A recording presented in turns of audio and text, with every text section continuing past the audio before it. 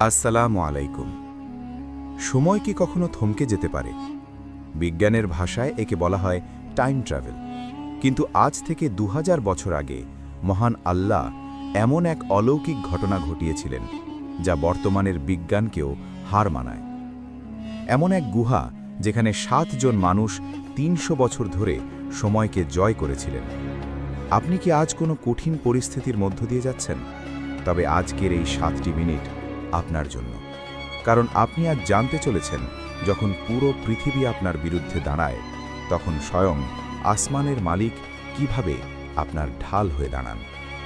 ঘটনাটি ছিল রোম সাম্রাজ্যের এফেসাস শহরের।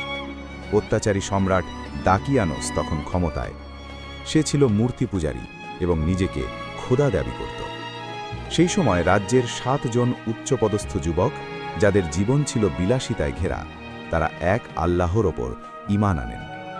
রাজা যখন খবরটি পেল, সে তাদের রাজদরবারে তলব করল। দাকিয়ানুস গর্জন করে বলল, তোমরা যদি মূর্তি পূজা না করো তবে তোমাদের চামড়া ছিলে ফেলা হবে। কিন্তু ঈমানের স্বাদ যারা পেয়েছে তারা কি আর মৃত্যুকে ভয় পায়? তারা রাজার মুখের ওপর বললেন, আমাদের পালনকর্তা তিনিই, যিনি আকাশ ও পৃথিবীর মালিক। রাজা তাদের ৩ দিনের আল্টিমেটাম দিল। সেই রাতেই তারা তাদের প্রাসাদ, ঐশ্বর্য আর পরিবার ত্যাগ করে অন্ধকার রাতে অজানার উদ্দেশ্যে বেরিয়ে পড়লেন। পথে তাদের সাথে যোগ দিল একটি কুকুর, যার নাম ছিল কিথমির। অনেকে সেই কুকুরটিকে তাড়িয়ে দিতে চেয়েছিল, পাছে তার শব্দে ধরা পড়ে যায়। কিন্তু অলৌকিকভাবে সেই কুকুরটি মানুষের ভাষায় কথা বলে উঠল এবং বলল, তোমরা ভয় পেও না, আমিও তোমাদের সাথে এক আল্লাহর ইবাদত করতে চাই। তারা একটি নির্জন পাহাড়ের গুহায় আশ্রয় নিলেন। তারা আল্লাহর কাছে সেজদায় পড়ে কাঁদলেন। এরপর তারা গভীর ঘুমে আচ্ছন্ন হলেন। মহান আল্লাহ তাদের উপর এমন এক পর্দা ফেলে দিলেন যা তাদের শরীরকে সময়ের ক্ষয় থেকে মুক্ত করে দিল। এখানে কুরআনের একটি বড় মুজিজা লক্ষ্য করুন। আল্লাহ বলেন, সূর্য উদিত হওয়ার সময় গুহার ডান পাশ দিয়ে যেত এবং অস্ত যাওয়ার সময় বাম পাশ দিয়ে চলে যেত। এর মানে হল, সরাসরি রোদ তাদের শরীরে পড়ত না, কিন্তু সূর্যের আলোর পর্যাপ্ত প্রতিফলন গুহার ভেতরে ঢুকত। আল্লাহ আরও বলেন, আমি তাদের ডানে এবং বামে পাশ ফিরিয়ে দিতাম। বর্তমান চিকিৎসা বিজ্ঞান বলে, যদি কোনো মানুষ দীর্ঘ সময় এক পাশে শুয়ে থাকে তবে তার শরীরে বেড সোর বা পচন ধরে যায়। আল্লাহ নিজ কুদরতে ৩০০ বছর ধরে তাদের পাশ ফিরিয়ে দিয়েছেন, যেন তাদের শরীর মাটির সাথে মিশে না যায়। আর তাদের কুকুরটি গুহার প্রবেশদ্বারে হাত বাড়িয়ে পাহারারত ছিল। কুরআনের বর্ণনা অনুযায়ী দৃশ্যটি এতটাই ভয়ঙ্কর ছিল যে কোনো মানুষ দূর থেকে দেখলে ভয়ে পালিয়ে যেত। দীর্ঘ ৩০৯টি বছর পার হয়ে গেল। দাকিয়ানুস নেই, তার সাম্রাজ্য ধ্বংস হয়ে গেছে, কিন্তু গুহার ভেতরে সময় যেন থমকে ছিল। আল্লাহ তাদের জাগিয়ে দিলেন। তারা চোখ কচলাতে কচলাতে একে অপরের দিকে তাকালেন। তাদের শরীর ও পোশাকে কোনো পরিবর্তন ছিল না। তাদের মধ্যে একজন প্রশ্ন করল, তোমরা কতক্ষণ ঘুমালে? বাকিরা নিজেদের মধ্যে আলোচনা করে উত্তর দিল, হয়তো একদিন বা একদিনের কিছু অংশ হবে। কিন্তু তাদের মধ্যে যারা একটু বেশি চিন্তাশীল ছিল, তারা পারিপার্শ্বিক অবস্থা দেখে কিছুটা দ্বিধায় পড়ে গেল। তারা বলল, তোমরা কতটুকু সময় এখানে কাটিয়েছ তা তোমাদের রবই ভালো জানেন।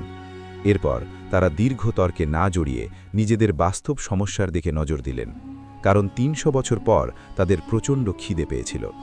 তারা তাদের মধ্য থেকে তামলিখা নামক একজনকে বেছে নিলেন এবং বললেন, শোনো তামলিখা, তুমি এই রূপোর মুদ্রা নিয়ে গোপনে শহরে যাও। সেখানে গিয়ে দেখবে কার খাবার সবথেকে বেশি বিশুদ্ধ এবং হালাল। আমাদের জন্য সেখান থেকে কিছু খাবার নিয়ে এসো।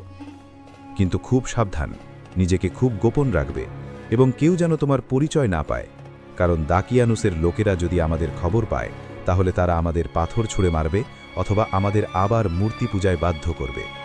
তামলিখা যখন গুহা থেকে বের হলেন, তিনি কল্পনাও করতে পারেননি যে বাইরে দাকিয়ানুস বা তার সৈন্য কেউই আর বেঁচে নেই।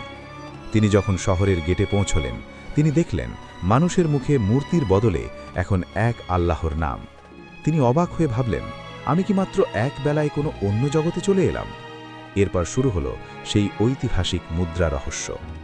দোকানদার যখন সেই প্রাচীন মুদ্রাটি দেখল, সে আটকে গেল, কারণ সেই মুদ্রায় দাকিয়ানুসের ছবি ছিল, যা ৩ শতক পুরনো ইতিহাস।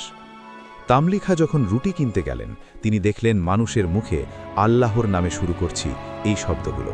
তিনি অবাক হয়ে ভাবলেন, আমি কি স্বপ্নে দেখছি? তামলিখাকে গুপ্তধন চোর মনে করে রাজার কাছে নেওয়া হলো।